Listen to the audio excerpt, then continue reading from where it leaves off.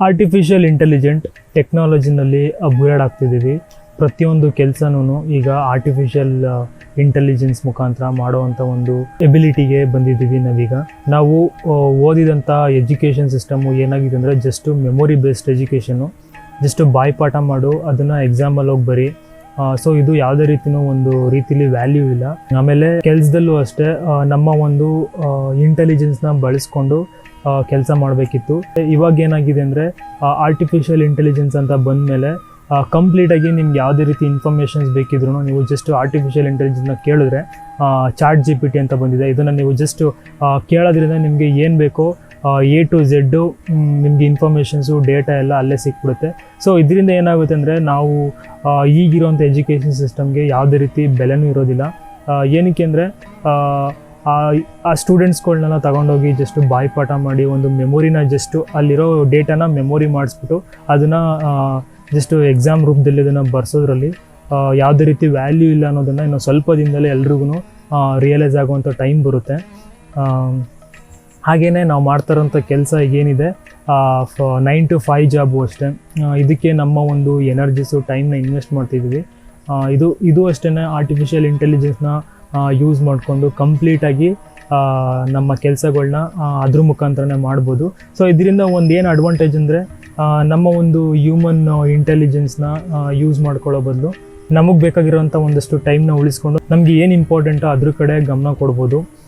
So ನಾನು ಅಂದ್ಕೋತಾ ಇದ್ದೀನಿ, ನಾನು ಎಕ್ಸ್ಪೆಕ್ಟ್ ಮಾಡ್ತಾಯಿದ್ದೀನಿ ಇನ್ನೊಂದು 5ರಿಂದ 10 ವರ್ಷ ಆದರೆ ಕಂಪ್ಲೀಟಾಗಿ ಎಲ್ಲನೂ ಆರ್ಟಿಫಿಷಿಯಲ್ ಇಂಟೆಲಿಜೆನ್ಸ್ ಆಗಿಬಿಡುತ್ತೆ ಅಂತ ಅನ್ಕೋತಾ ಇದ್ದೀನಿ. ಸೊ ಇದಾದರೆ ತುಂಬ ಒಳ್ಳೆಯದು. ಏನಕ್ಕೆ ಅಂದರೆ ನಾವು ಕಂಪ್ಲೀಟಾಗಿ ಈಗ ಸುಮ್ಮನೆ ಟೈಮನ್ನು ನಾವು ಬೇಡದೇ ಇರೋದಕ್ಕೆಲ್ಲ ಟೈಮ್ ಇನ್ವೆಸ್ಟ್ ಮಾಡಿಕೊಂಡು ನಮ್ಮ ನೆಮ್ಮದಿ ಸಂತೋಷನ ಸ್ಯಾಕ್ರಿಫೈಸ್ ಮಾಡ್ತಾಯಿದ್ದೀವಿ.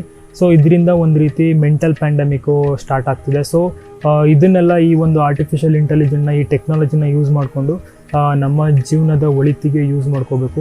ಅಟ್ ದ ಸೇಮ್ ಟೈಮ್ ನಾವು ಕೂಡ ಅಪ್ಗ್ರೇಡ್ ಆಗಬೇಕು. ಏನಂದರೆ ನಾವು ಜಸ್ಟು ಈಗ ಈಗ ನಮ್ಮ ಪ್ರಪಂಚದಲ್ಲಿ ಸೃಷ್ಟಿಯಾಗಿರೋದನ್ನೇ ಅಂದರೆ ಒಂದು ಎಜುಕೇಷನ್ ಮಾಡಿಬಿಟ್ಟು ಒಂದು ಕೆಲಸ ಮಾಡಬೇಕು, ಏನೋ ಒಂದು ಮಾಡಬೇಕು ಅಂತ ಓಡ್ತಾ ಇದ್ದೀವಿ. ಸೊ ಇವಾಗ ಏನಾಗುತ್ತೆ ಅಂದರೆ ಅದನ್ನು ನಿಲ್ಲಬೇಕು, ನಾವು ಒಂದು ಕಡೆ ನಿಲ್ಲೋದನ್ನು ಕಲಿಬೇಕು.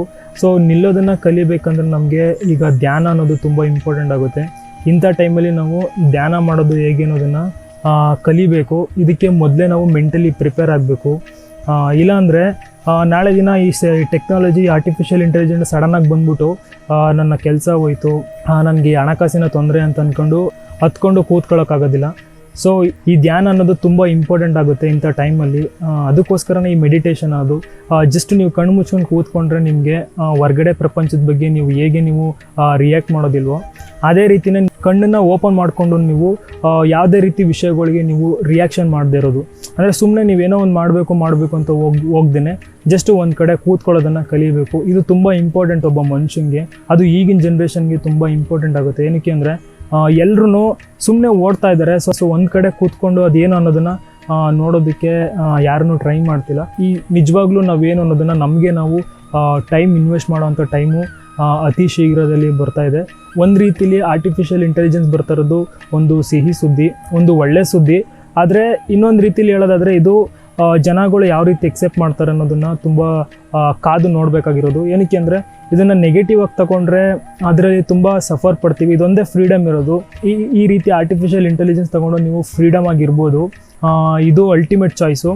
ಅದನ್ನು ಬಿಟ್ಟು ನಾವು ಈ ಆರ್ಟಿಫಿಷಿಯಲ್ ಇಂಟೆಲಿಜೆನ್ಸ್ ಬಂದಮೇಲೆ ನಮ್ಮ ಕೆಲಸ ಕಿತ್ಕೊಂಡ್ರು, ಇದರಿಂದ ನಮಗೆ ತೊಂದರೆ ಆಯಿತು ಅಂತ ಅನ್ನೋದಕ್ಕಿಂತ ಈ ಒಂದು ಸೂಪರ್ ಆಗಿರೋ ಈ ಒಂದು ಟೆಕ್ನಾಲಜೀಸ್ನ ಯೂಸ್ ಮಾಡಿಕೊಂಡು ನಮ್ಮ ಜೀವನದ ಒಳಿತಿಗೆ ಯೂಸ್ ಮಾಡ್ಕೊಳ್ಳೋನೇ ಬುದ್ಧಿವಂತ.